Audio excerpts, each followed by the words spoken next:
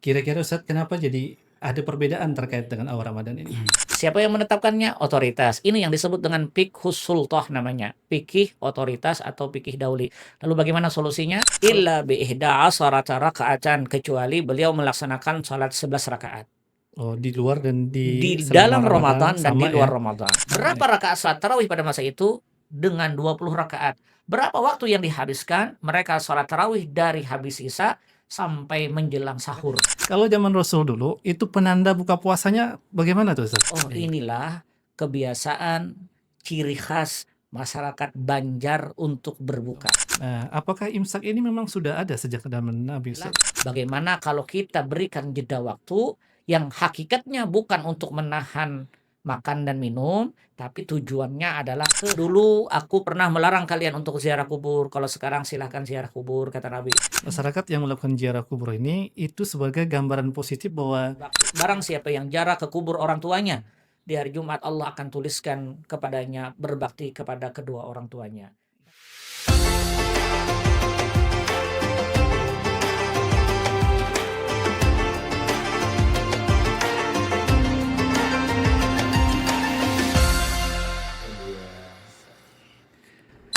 Assalamualaikum warahmatullahi wabarakatuh. Marhaban ya Ramadan. Kembali lagi bersama kami Suara Positif, ruang berbagi energi positif dan inspirasi kebaikan. Kali ini kami hadir edisi spesial Ramadan yang akan menemani Sobat Positif selama bulan suci Ramadan. Dan hari ini kita bersama Ustadz Uria Hasnan Sidik. Assalamualaikum Ustadz. Waalaikumsalam warahmatullahi wabarakatuh. Apa kabar Ustadz? Alhamdulillah sehat. Alhamdulillah ala kulli hal. Katanya kapan baru habis umroh Ustadz? Ya biasa umroh, kemudian aktivitas seperti biasanya. Umroh yang keberapa tadi Ustadz?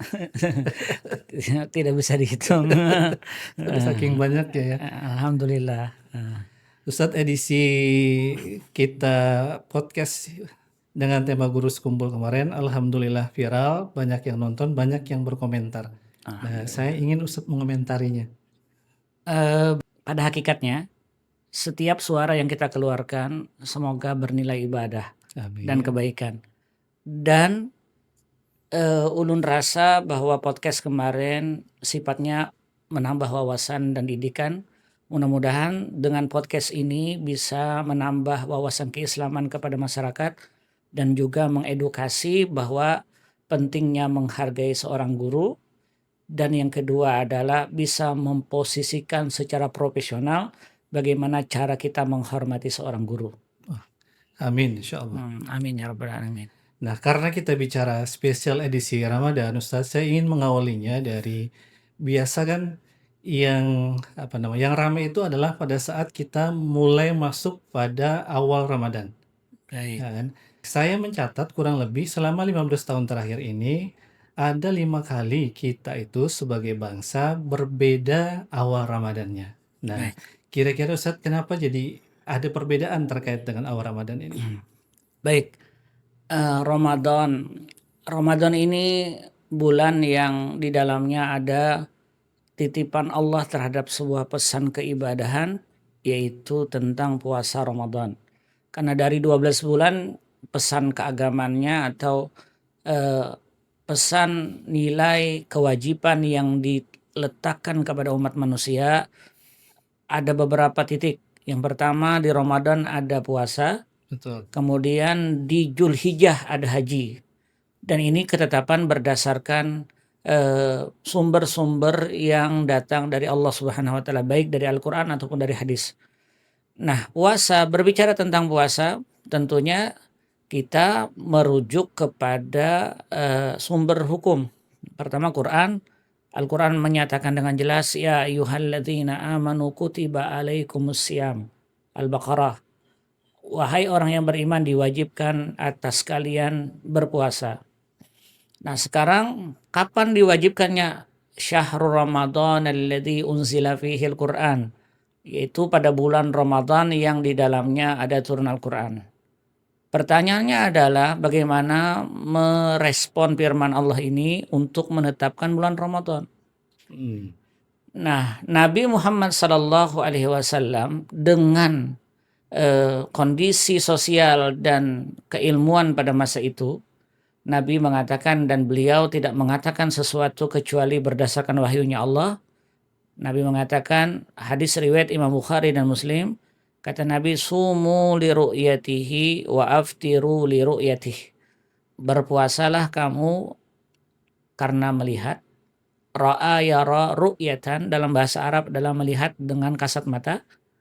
Kemudian wa aftiru, tetapkanlah bulan 1 Syawal nanti. Aftiru maknanya berbukalah. Berbukalah nanti 1 Syawal, yaitu dengan melihat bulan. Nah, tetapi yang namanya ini pesan dari zat yang menciptakan alam semesta, tentu indikatornya mengetahui. Wa in gumma alaikum faqdirulah. Nah, ini muncul mulai adanya masalah. Apabila kalian tidak mampu, gumma dalam bahasa Arab adalah terdinding. Rupanya hilal dalam bahasa Arab adalah bulan sabit. Jadi hilal itu dalam tingkatannya, bulan itu dalam bahasa Arab bertingkat-tingkat. Sampai dengan istilah qamar nanti. Qamarun itu adalah bulan purnama. Tapi kalau hilal adalah bulan sabit. Makanya kalau palang merah di Timur Tengah itu gambarnya hilal. Dan bertuliskan hilal. Maksudnya apa? Itu bulan sabit maksudnya. Nah, di dalam redaksi hadis ini yang diriwayatkan oleh Imam Bukhari, fa in gumma alaikum, gumma andai kata terdinding kalian, faqdirulah, maka takdirkan. Nah, di sini muncul interpretasi atau penafsiran dari para ulama apa yang dimaksud dengan takdirkan. Pendapat pertama dari pandangan mazhab itu mengatakan yang disebut dengan faqdirulah itu adalah yaitu dengan istiqmal salasina yauman, yaitu menyempurnakan bulan Sya'ban dengan 30 hari. Jika dia tidak mampu melihat, maka kita sempurnakan saja dengan 30 hari bulan Sya'ban. Dan tanggal 1 berarti setelah tanggal 30 Sya'ban. Nah, ini pendapat pertama. Pendapat kedua, faqdirullah adalah yaitu dengan cara mengatur atau menghitung pergerakan bulan. Ini yang disebut dengan hisab. Faqdirullah artinya kadarkan. Qaddara yuqaddiru, takdir dalam bahasa Arab itu adalah menentukan. Jadi bulan itu secara ilmu astronomi dia sudah bisa dilacak bagaimana pergerakannya Secara ilmiah. secara ilmiah. Jadi bulan pertama, bulan kedua, bulan ketiga itu yang disebut dengan hisab. Nah, faqdirullah di dalam bahasa kontemporer diterjemahkan, maka hitung saja. Jadi kalau hitung berarti memang dua metodologi ini saling terkohesi atau terintegrasi. Ru'yah tidak bisa dilakukan tanpa adanya hisab. Dan hisab untuk menentukan satu keputusan akhir adalah dengan ru'yah. Contoh seperti orang mengamati dengan pergerakan cuaca. Ada yang disebut dengan perkiraan cuaca. Pergerakan angin, kemudian pergerakan awan dipantau. Apakah daerah ini hujan? Tapi ketika di hari tertentu atau di waktu sesuai dengan analisa, itu belum tentu terjadi sesuai dengan harapan. Nah, itu yang disebut dengan ru'yah, bernilai memutuskan dibandingkan menjadi analisa. Tapi tidak bisa diru'yah kecuali melalui hisab. Jadi hisab ini adalah pendukung terhadap ru'yah. Kalau dikatakan ru'yah harus menafikan hisab, tidak bisa.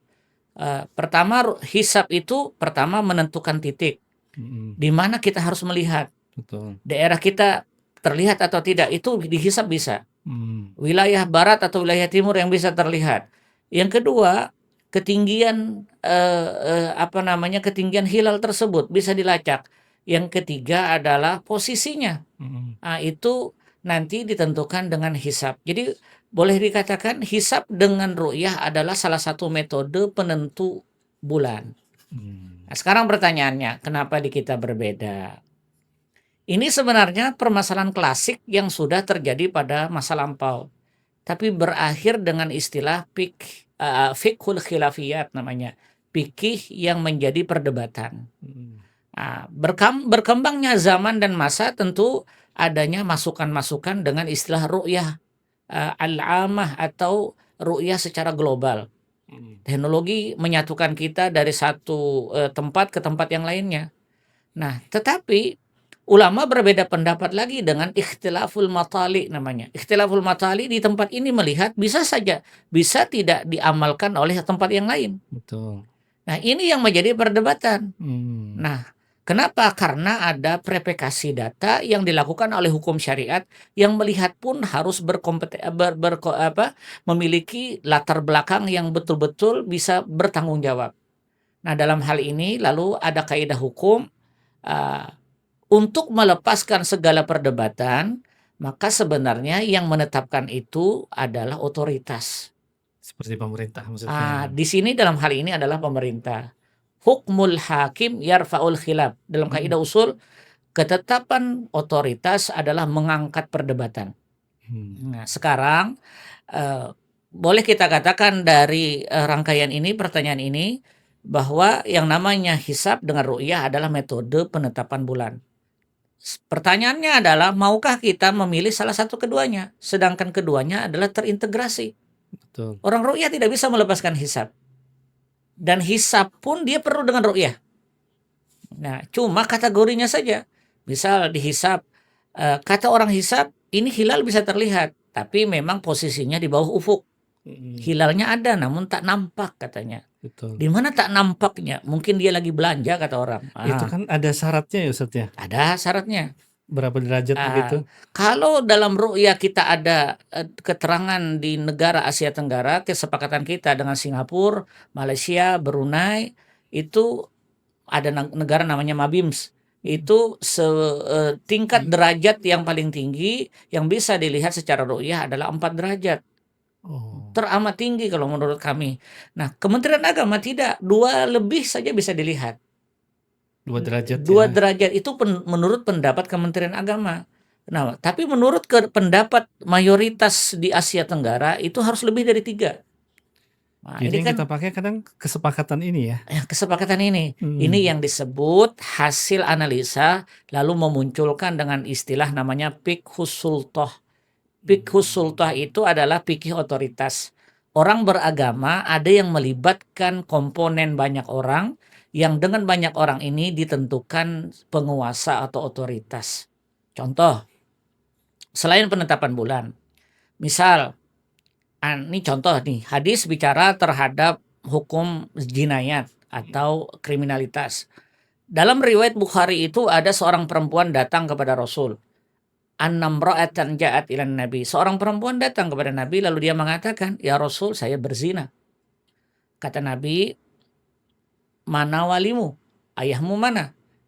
"Ayah saya ada." Datanglah ayahnya dibawa perempuan tadi. Nabi berpesan kepada ayahnya, "Ayah, ahsin ilaiha." Berbuat baiklah dengan anakmu. Maksudnya dia sudah dalam kesalahan, jangan dimarahin lagi. Ahsin ilaiha. Bawa dia untuk berbuat baik. Jadi si ayah, si wali ini diperintahkan oleh Nabi untuk berbuat baik kepadanya. Fa'idha waladat, apabila nanti dia telah melahirkan, maka bawa perempuan anakmu ini kepada saya. Setelah dia melahirkan, singkat cerita, si ayah membawa kepada Rasul sallallahu alaihi wasallam, lalu dia katakan, "Fa'akim alaihal had."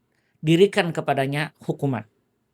Nabi pun memerintahkan kepada sahabatnya, "Pasudda alaiha siyabaha." Kencangkan pakaiannya untuk siap dirajam. Karena dia adalah wanita yang sudah pernah menikah, akhirnya dirajam. Setelah dirajam, meninggal dunia.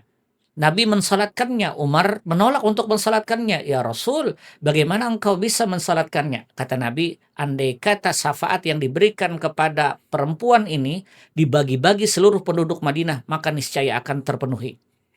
Karena orang ini menentukan hukum Allah dengan hukuman di dunia. Nah, para ulama berkomentar di sini, ini hadis tidak bisa sembarangan kita laksanakan. Misal, saya adalah tuan guru besar, memiliki banyak murid. Lalu ada di antara murid tadi mengatakan, "Wahai tuan guru, saya berzina, hukumkan kepada saya dengan hukuman." Tak mungkin rasanya kami pribadi selaku guru di masa itu, kumpulkan orang-orang, kita rajam wanita ini. Kalaupun dirajam, alasannya kenapa? Untuk mendirikan hukum Allah sesuai dengan hadis Nabi. Karena tidak punya otoritas. Para ulama mengatakan ini adalah bagian terkait dengan maslahat umum. Nah, terkait dengan ini hukum jinayat. Siapa yang menetapkannya? Otoritas. Penentuan awal bulan, Siapa yang menetapkannya? Otoritas. Ini yang disebut dengan fiqhus sultah namanya. Fikih otoritas atau fikih dauli. Lalu bagaimana solusinya? Kalau perbedaan, selama metodologi tidak disepakati, maka selalu ada perbedaan. Berarti jika saya seorang yang awam nih, Ustaz, Baik, ya kan, yang tidak tahu ilmu, mana yang harus saya ikuti? putusan Putusan otoritas tadi ya? otoritas. Berarti kalau kita bicara otoritas ini pemerintah ya? Betul. Oh, Kenapa? Karena dia menjamin. Sekarang kalau kita menghilafkan otoritas, kita tidak minta maaf, kita tidak mengikuti pemerintah selaku orang yang kita amanahi untuk menetapkan hukum ini, menetapkan kemaslahatan ini. Satu sisi kita berkoar-koar tidak mengikuti, satu sisi tiba-tiba misalnya nih kata pemerintah untuk transaksi jual beli yang ada di Indonesia menggunakan rupiah, kita menggunakan dolar. Ini kan tidak layak misalnya. iya, Nah, iya. jadi hal yang demikian terkandung maslahat umum untuk kesatuan kita berbangsa dan bernegara. Baik. Nah, baik. Jadi solusinya ikuti fikih otoritas. Nah, Itu solusinya, Ustaz, ya? solusinya. Nah, Ustaz, kalau kita bicara masalah perbedaan ini kan, kalau Ramadan ini kan bukan hanya terkait awal Ramadan kan, Baik. tapi yang ramai juga terkait dengan kita tarawih nih. Ya kan ada yang 11, ada yang 23 nih. Baik. Nah, kita pengen tahu sebenarnya cerita tarawih 11 dan 23 ini, Ustaz. Ramadan tidak bisa lepas dengan asyam wal qiyam namanya. Siam kita diwajibkan berpuasa di siang hari, wal qiyam yakunu tatawuan. Di malam harinya ada rangkaian yaitu beribadah kepada Allah dalam bentuk qiyamul lail, sembahyang malam. Mm-mm. Tarawih dalam bahasa hukum fikih dia disifatkan dengan qiyamul lail. Artinya orang yang mengerjakan tarawih di malam Ramadan pada hakikatnya dia setiap malam melakukan sholat malam. Ini keutamaan yang luar biasa. Nah, sekarang bagaimana tarawih dari zaman Nabi sampai zaman kita? Betul. Puasa Ramadan diwajibkan pada tahun kedua Hijriah. Ketika Nabi masuk kota Madinah dan diwajibkan di Madinah Al-Munawwarah. Nabi memerintahkan sahabat di bulan Sya'ban itu untuk persiapan sholat malam pada masa itu. Mm-mm.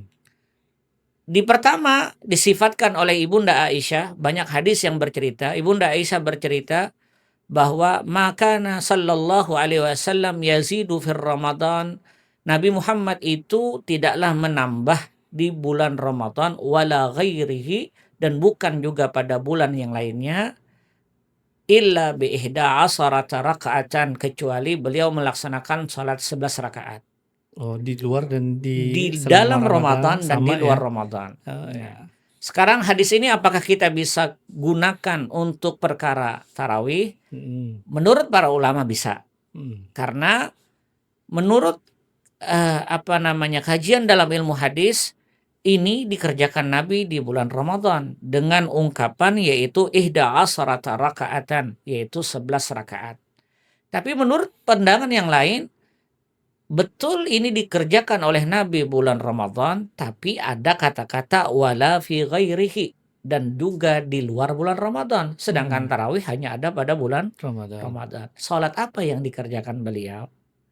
Nah, hadis lalu berlanjut kepada yusalli arba'an fala tas'al an husnihinna wa tulihinna. Kata Aisyah, Nabi waktu itu sembahyang 4 rakaat. Jangan kau tanyakan bagaimana panjangnya dan khusyuknya Nabi dalam salat. Imam Nawawi mengomentari hadis ini di dalam Sahih Imam Muslim, kata beliau, wa hadza la tadullu ala tahdidir rakaat. Hadis ini bukan menunjukkan bilangan rakaat, tapi hadis ini menggambarkan kehusyuan dan bagusnya Nabi, kualitas salat Nabi di bulan Ramadan atau di luar bulan Ramadan. Kalaupun disebut 11 rakaat di situ, bukan berarti itu substansinya adalah tarawih. Itu kata Imam Nawawi. Nah, lalu Nabi salat di malam pertama. Riwayat Ummu Habibah menceritakan 11, tapi perbedaannya sallaitu khalfan Nabi. Aku salat pernah di belakang Nabi. Lalu beliau menceritakan yusalli masna masna, beliau melaksanakan dua-dua. Jadi yang hadis pertama Aisyah 4-4. Kalau hadisnya Ummu Habibah 2-2. Tapi bilangannya sama 11 rakaat. Di malam kedua, malam pertama Nabi sholat bersama sahabat, malam kedua Nabi sholat di malam dengan sahabat, malam ketiga Nabi tidak sholat. Kenapa tidak sholat? Khawatir menjadi beban umat. Ini hebatnya Rasul menjaga atau melihat kondisi umatnya. Di siang hari berpuasa, di malam hari mereka wajib melaksanakan ibadah sholat malam. Lalu menjadi sebuah pemikiran bagi Nabi, ini jadi beban bagi umat saya. Sehingga di hari ketiga Nabi tidak keluar dari rumah dan melihat para sahabat menunggu-nunggu sampai mereka sholat masing-masing. Mutawazzi'un, artinya pada masa itu sahabat melaksanakan sholat tarawih masing-masing di malam ketiga. Nah pertanyaannya adalah, patrah Nabi ketika beliau selesai dari hari ketiga ini, puasa diwajibkan di tahun kedua Hijriah, berat Nabi meninggal pada tahun 10 Hijriah, 8 tahun patrahnya, bagaimana Nabi Muhammad sholat? Apakah dengan 11 rakaat ataukah dengan bilangan yang lain? Ini pernah dikaji ulama-ulama hadis. Sehingga pasca Nabi wafat, Umar diceritakan oleh seorang sahabat, seorang tabi'in bernama Abdurrahman ibnu Abdul Qari, tabi'in. Di zaman Umar bin Khattab, Nabi meninggal diteruskan oleh Abu Bakar. Abu Bakar meninggal diteruskan oleh Umar. Berarti patrahnya 8 tahun, Abu Bakar memerintah 2 tahun, 10 tahun setelah terjadinya sholat tarawih bersama-sama di masjid, 10 tahun sahabat melaksanakan sholat tarawih masing-masing. Lalu diceritakan Abdurrahman bin Abdul Qari, kharastu ma'a Umar, aku keluar menuju masjid bersama Umar. Diceritakan yang pada masa itu kata Abdurrahman bin Abdul Qari, beliau mengatakan, fa'idan nasu auza'un, kami melihat orang-orang pada masa itu sholat tarawihnya terpecah-pecah. Jadi ada yang tarawih di sini, ada tarawih di sini, ada tarawih di sini, ada tarawih di sini. Auza'un. Lalu kata Umar, yusalli rajulun fa yusalli bi salatihi. Tak elok rasanya kalau seseorang di sini sholat dengan sholatnya, di situ ada sholat dengan sholatnya, tak elok. Padahal substansinya nilai mereka sholat sama dengan niat tarawih sama-sama. Lalu faqala Umar, inni ara law jama'tu haula'i alal qari la wahid lakana amsal. Kata Umar, andai kata orang-orang yang terpecah ini kita kumpulkan dalam satu ketetapan, satu imam saja, sepertinya elok ini. Lebih bagus lah ya. Lebih bagus, amsal, lebih bagus. Lalu diperintahkanlah pada masa itu dan sahabat yang lain menyepakati. Itu kata garis bawahnya. Sahabat yang lain dengan apa yang diperintahkan atau yang diusulkan Umar, inilah ara. Saya berasumsi, kata Umar, andai kata kita kumpulkan dengan satu orang, sepertinya baik dan lebih elok. Maka ucapan Umar ini menjadi kesepakatan seluruh para sahabat pada masa itu. Andai kata Umar ditentang, maka tidak akan terjadi. Maka dalam ilmu usul fikih, ini dalil biasanya digunakan namanya ijma' sahabat lis-sukut, yaitu kesepakatan sahabat dengan cara diam. Jadi sahabat pada masa itu sepakat dengan pendapat Umar. Lalu siapa yang menjadi imam? Ubay ibnu Ka'ab. Berapa rakaat salat tarawih pada masa itu? Dengan 20 rakaat. Berapa waktu yang dihabiskan? Mereka salat tarawih dari habis Isya sampai menjelang sahur. Dari habis Isya? Dari habis Isya sampai menjelang sahur. Siapa yang jadi imam? Ubay ibnu Ka'ab dan Tamim ad-Dari. Mereka bergantian. Jadi kalau mau mengikuti seperti Nabi, panjangi ayatnya. Kalau bisa sampai subuh. Dan saya yakin tradisi atau karakter orang kita tidak akan sanggup. Paling 2 malam habis dari orang itu. Nah jadi ini riwayatnya. Sehingga boleh kita putuskan di zaman Nabi sholat tarawih berapa rakaat? 11 rakaat. Dengan 2 dalil, ada yang mengatakan 4 rakaat, 4 rakaat 3. Sebagaimana riwayat Aisyah, ada yang mengatakan 2 rakaat sampai 8 rakaat. Kemudian salat witirnya bisa dilaksanakan 3 atau 2-1. Ini riwayat Ummu Habibah. Nah ini di zaman Nabi. Di zaman Umar berapa? 20 rakaat. Menurut para ulama, dengan 2 ketetapan ini, pertanyaannya, Kenapa Umar begitu berani memutuskan salat tarawih dengan bilangan yang di luar dari pekerjaan Nabi? Dijawab oleh banyak ulama, siapa yang tahu analisa ketika Nabi sholat di rumahnya? Hmm. 2 rakaat adalah af'alun Nabi, pekerjaan Nabi ketika berada bersama sahabat. Di luar ini, apakah Umar orang yang tidak tahu dengan Nabi? Tentu beliau orang yang senantiasa berinteraksi dengan Nabi. Memutuskan 20 rakaat tak mungkin Umar berdasarkan nafsunya. Sehingga dikatakan oleh para ulama 20 rakaat sunnatul khulafair rasyidin, sunnah dengan kualitas yang sama sebagaimana baginda Rasul Shallallahu Alaihi Wasallam. Kalau kita bicara masalah keutamaan, Ustadz, kita kalau Memilih yang ingin mana? memilih yang mana? Baik. Nah, dalam konteks 2 dalil ini, para ulama satu dengan yang lainnya saling menguatkan. Sebelum kita memilih, kita definisikan dulu tarawih itu apa. Salat tarawih dalam pandangan hukum agama, salat tarawih pendekatan dengan ilmu yang dikumpulkan dari hadis, salat tarawih adalah salat sunat yang dilaksanakan di bulan Ramadan setelah salat Isya. Jadi di luar bulan Ramadan tidak ada. Tidak boleh dilaksanakan setelah maghrib, setelah salat Isya. Sifatnya sunnah dan bilangannya tidak ditentukan.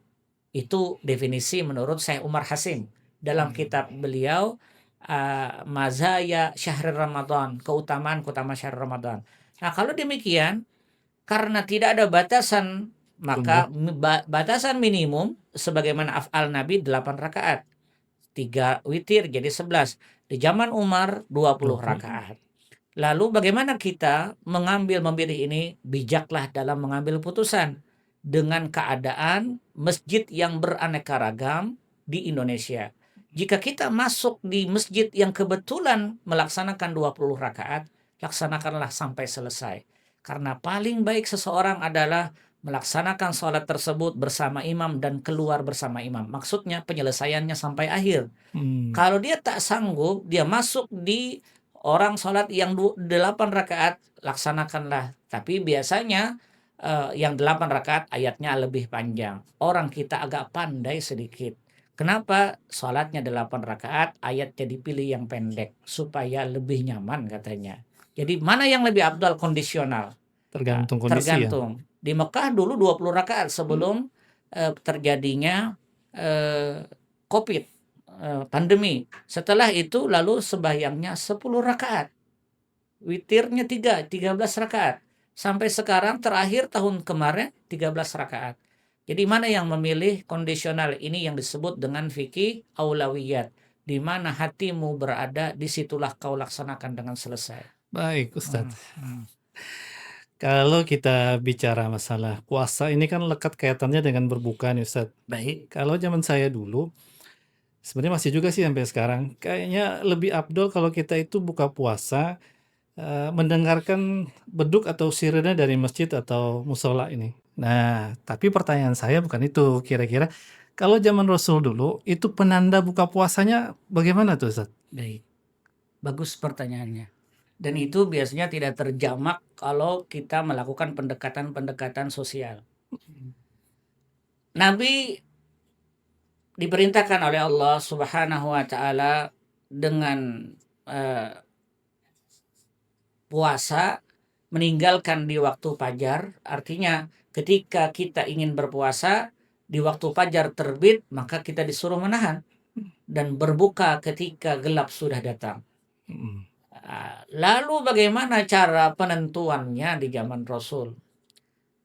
Ini biasanya bagi kawan-kawan yang di akademisi itu biasanya belajar yang disebut dengan ilmu falak. Penentuan pergerakan matahari, kapan dia terbit, kapan dia tenggelam. Nah, kalau mengikuti sunnah tata cara, contoh kita sholat zuhur saja tidak bisa kita ngelihat jam.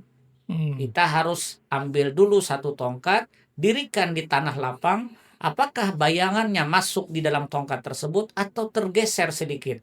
Kalau tergeser namanya waktu zawal, maka masuknya sholat zuhur. Tapi kalau dia masih berada di dalam bayangan tongkat, masuk ke dalam namanya waktu istiwa. Pertanyaan saya, zaman sekarang ada tidak orang seperti itu?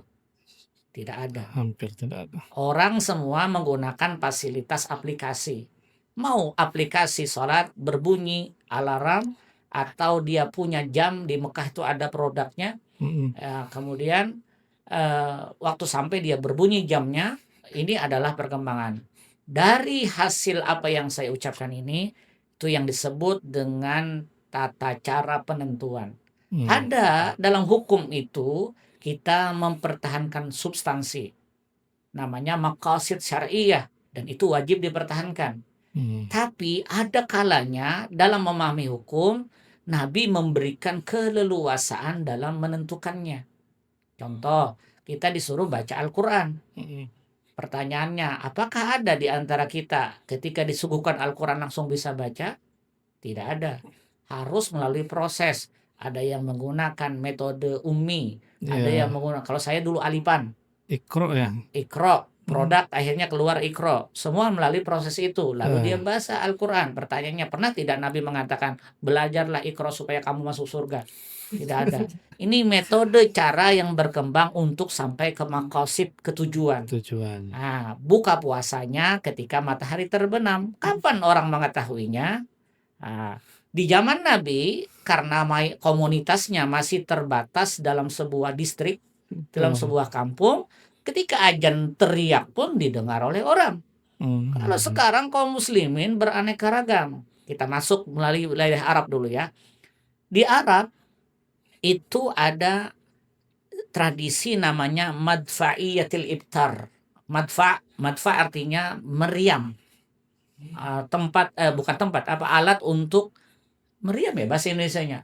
Untuk biasanya kalau orang berperang tuh. Oh iya, meriam. Meriam Belina bukan? Meriam ya.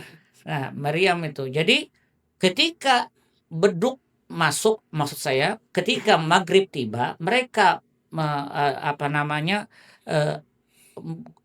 nyalakan meriam tersebut karena suaranya bisa didengar di semua penjuru. Terjadi dari zaman Abbasiyah sampai Fatimiyah. Dan itu sampai sekarang, kalau sobat suara positif dimanapun berada mau tahu, kalau di Timur Tengah itu kalau kita duduk melihat TV-nya, kalau berbuka puasa biasanya ada gambar meriam dan lampu-lampunya itu lentera-lentera. Kenapa ada meriam? Karena buka puasanya dulu dengan cara itu. Jadi saya dulu waktu di Timur Tengah di Mesir, kenapa harus ada gambar? Kan biasanya gambar adalah sebuah ilustrasi dari keadaan. Kenapa orang Banjar pakai bajunya warna kuning? Oh, rupanya kuning adalah baju kehormatan bagi orang Banjar. Ada laungnya di sini. Oh, karena itu adalah topi tradisinya. Nah, gambarnya seperti itu. Kenapa orang Timur Tengah seperti itu? Madfa'iyat ini rupanya dijadikan sarana untuk menentukan waktu, memberitahukan waktu kepada masyarakat. Nah, itu bergiringnya. Lalu masuk ke zaman kita, ada beduk. Sebelum beduk, kira-kira dulu orang menggunakan petasan ada Pak? Saya baca di sebagian wilayah Islami ya, Islamik lokal itu ada yang menggunakan petasan memberitahu bahwa ini masuknya maghrib. Lalu sampai masuk ke era modern, yaitu dengan sirena. Kita satukan sirena. Kenapa kita perlu itu, beduk dan sebagainya? Karena wilayah Indonesia ini sangat luas. Kada usah kita bicara terhadap yang skala nasional, kita Kalsel dengan Kalteng saja. Kalau kita berada di wilayah Anjir itu antara dua waktu, Indonesia Barat dan Tengah. Nanti kalau bersahurnya ikut Indonesia Barat, bukannya masuk Indonesia Tengah, itu mantap namanya. Nah, jadi antara beduk, sirena, maghrib itu adalah sarana saja. Dia Alat berkembang, lah ya. adat istiadat yang berkembang karena kearifan lokal untuk memberikan kesepakatan kebaikan di dalam masyarakat. Kira-kira Ustadz, dengan semakin canggihnya era ini, kan kita bisa melihat aplikasi dan seterusnya. Menurut Ustadz ini, kira-kira beduk tadi sebagai alat atau sebagai sarana atau Relevan atau tidak? masih relevan kita pertahankan atau ya sudah kita lihat aplikasi aja lah gitu? Ini bicara terhadap nilai budaya. Kalau budaya itu mengandung nilai positif, kenapa tidak dipertahankan? Nah, karena Islam sangat ramah substansinya dengan budaya, sangat ramah. Budaya yang positif ya. Budaya yang positif. Jadi budaya yang dimaksud adalah al-uruf al-hasanah. Hmm, Jadi kebiasaan-kebiasaan positif. Toh itu juga tidak mengganggu substansi ibadah, betul. hanya sekedar menabuh dauh ya, apa beduk. Betul. Ketika beduk dipukul, setelah beduk dipukul orang tahu semua. Oh, inilah kebiasaan ciri khas masyarakat Banjar untuk berbuka. Jangan dimasukkan, oh ini adalah skala ibadah. Jangan dimasukkan, karena ini adalah bicara terhadap uruf. Kuntum khaira ummatin ukhrijat linnas ta'muruna bil ma'ruf. Kalian adalah umat yang terbaik yang tujuannya ta'muruna bil ma'ruf, memerintahkan kepada perbuatan baik. Uruf kenapa dengan ma'ruf? Ma'ruf adalah kebaikan yang sudah tersebar luas. Baik, Ustaz. Nah, tadi kan kita bicara masalah beduk dan sirena, kita bergeser ke sahur. Kan biasanya kan Ustaz ada waktu yang disebut dengan imsak ya. Nah, ada sebagian mengatakan sebenarnya imsak ini sebagai batas kita makan sahur. Ada juga yang mengatakan azan subuh gitu. Nah, apakah imsak ini memang sudah ada sejak zaman Nabi Ustaz? Baik. Untuk menjawab itu kita masuk ke ruang yang hadis riwayatkan Imam Bukhari dulu. Hmm. Jadi ada hadis yang diceritakan oleh Imam Bukhari dan Muslim, riwayat Ibunda Aisyah menyatakan, Inna Bilala kana yu'adzinu bil laili, faqulu washrabu hatta yu'adzina ibnu ummi maktum. Kata Ibunda Aisyah menceritakan, Bilal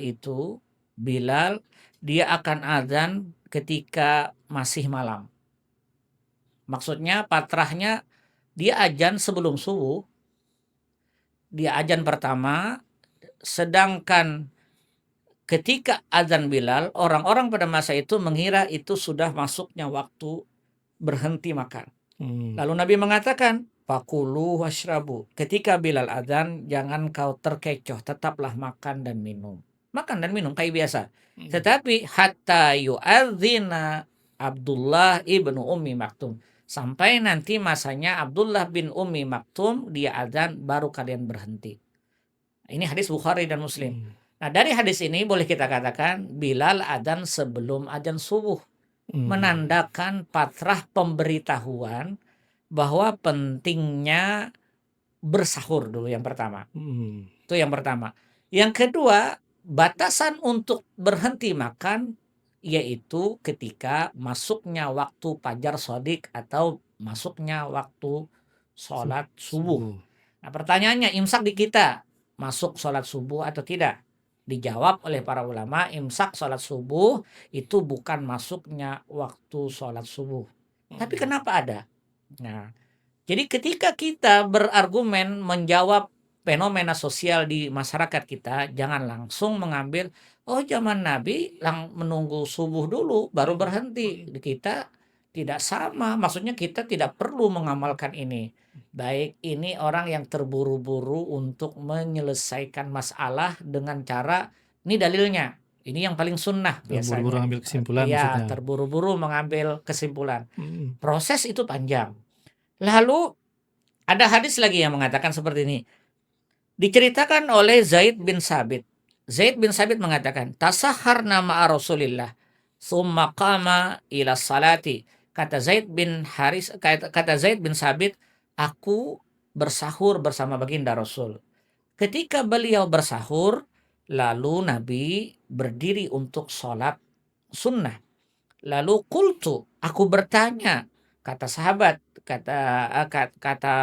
kata Zaid bin Sabit waktu itu ditanya, kam kana bainal adzan was sahur, berapa patrah waktu yang dihabiskan Nabi antara sahur dengan salat,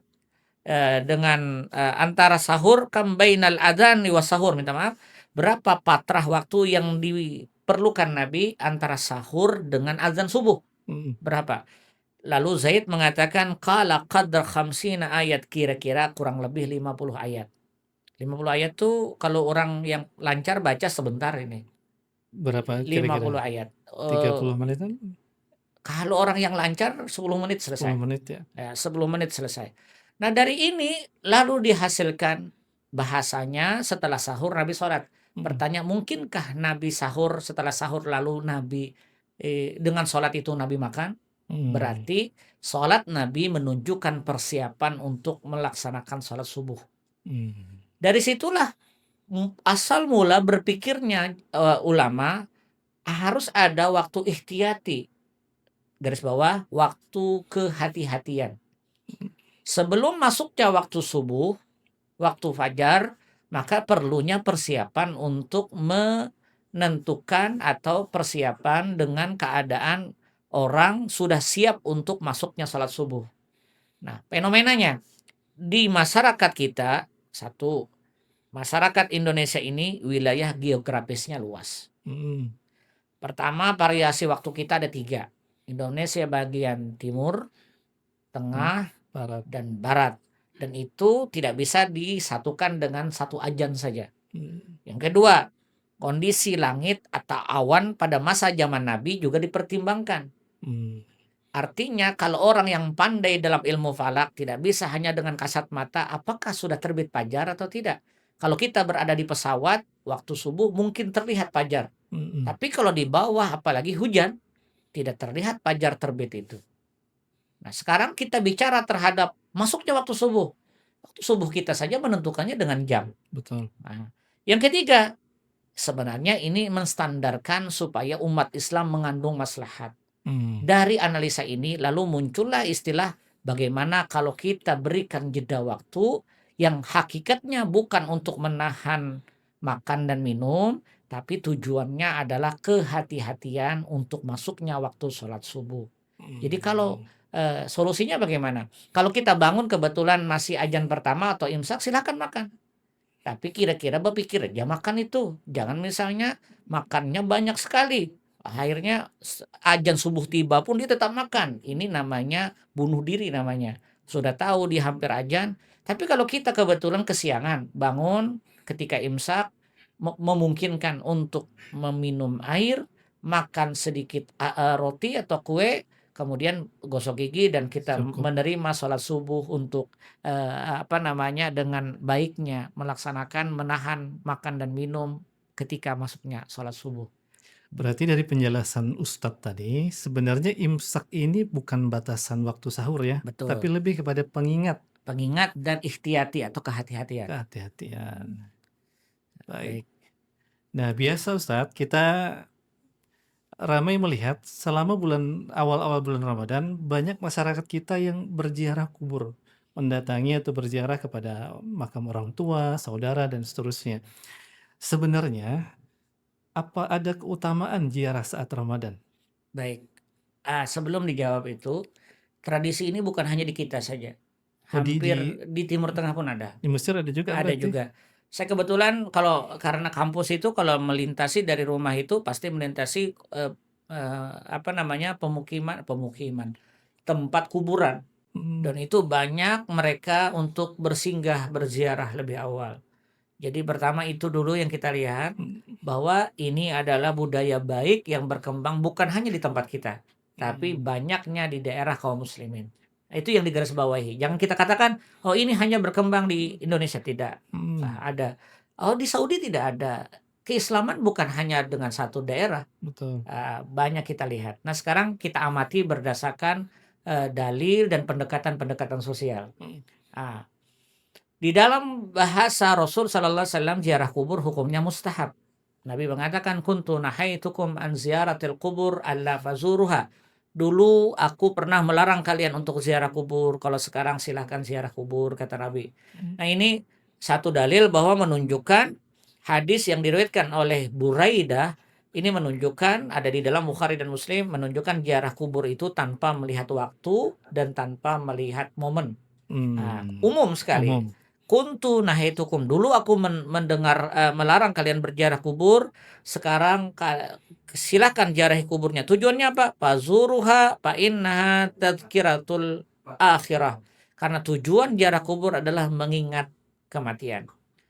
Lalu kenapa adanya ziarah kubur ketika sebelum Ramadan atau pasca Ramadan?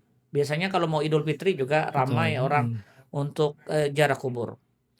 Dijawab oleh Imam Nawawi. Imam Nawawi mengatakan, "Ziyaratul kubur sunnatul lirrijal." Kata Imam Nawawi, ziarah kubur itu sunat bagi laki-laki. Wa tustahabbu fi kulli waqtin, dan sunatnya tanpa memandang waktu. Kalau Hmm, kesunatan tanpa memandang waktu, kira-kira orang mau ziarah kubur sebelum Ramadan pun silahkan, kapan saja ya kapan berarti ya. saja. Andai kata eh, apa namanya, ada ziarah kubur di kita sebelum Ramadan ramai orang, itu sebenarnya tidak diperintahkan, tidak juga dilarang. Hmm, Kalau kita katakan, "Oh, tidak pernah zaman Nabi," itu kita saja yang bergegas untuk melarang. Iya, tapi kalau secara konseptual bahwa ziarah kubur kapan saja silakan. Oh, ini mentaksis tidak, karena betul saja kita ingin ziarah kubur. hmm. Tanpa harus misalnya mengatakan, "Oh, ini mentaksis tidak, kapan saja." Karena kebetulan saya ingin berziarah, saya ziarah pada masa itu. Nah, lalu para ulama mengatakan ada satu kata-kata yang indah sekali dari Imam Al-Ghazali dalam Ihya Ulumuddin menanggapi perkara ini. Kata beliau, "Wa ziyaratul qubur tuharrikul qalba wa turaqqikuhu wa tahmiluhu 'alal istidadil akhirah." Saya terjemahkan itu dengan bahasa Idul Fitri ataupun Ramadan, banyak orang yang melakukan ziarah kubur, sebenarnya ini adalah kesiapan batin secara kolektif. Hmm. Kenapa hal tersebut? Ziarah kubur, kata Imam Al-Ghazali, biasanya dilakukan oleh salafun saleh, oleh orang-orang saleh dahulu ketika kapan?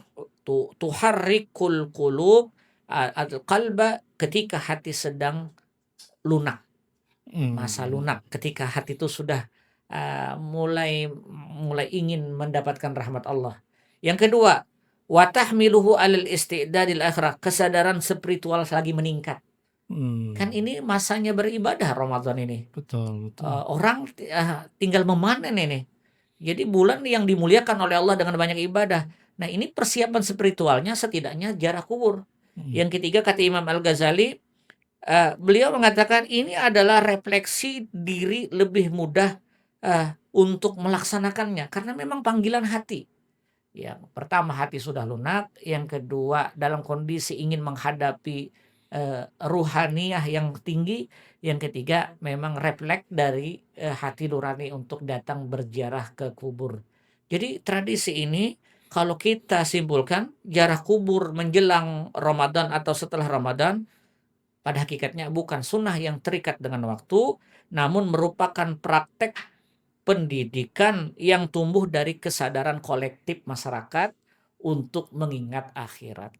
Jadi bisa kita garis bawahi sebenarnya masyarakat yang melakukan ziarah kubur ini itu sebagai gambaran positif bahwa situasi ruhaninya lagi naik ya Ustaz ya. Betul. Nah, Nah, dan kalau misalkan Ustaz tadi kalau ziarah itu bisa kapan saja, apakah ada waktu-waktu yang lebih utama untuk berziarah? ada beberapa hadis yang bicara terhadap ziarah. Misalnya, kendati ini hadis dalam pandangan ilmu hadis, yaitu hadisnya lemah. Hmm, Seperti ziarah hari Jumat. Itu hmm, ada beberapa di dalam kitab-kitab hadis yang kecil menceritakan barang siapa yang ziarah di hari Jumat, Allah akan tuliskan orang tersebut berbakti. Barang siapa yang ziarah ke kubur orang tuanya di hari Jumat, Allah akan tuliskan kepadanya berbakti kepada kedua orang tuanya. Nah, hmm, ini ada beberapa penyebutan hari Jumat. Nah, ketika Imam Al-Ghazali mengomentari naiknya suasana hati dan tingginya tingkat ingin beribadah, Imam Al-Ghazali pun melakukan atau memerintahkan murid-muridnya untuk ziarah kubur. Kenapa?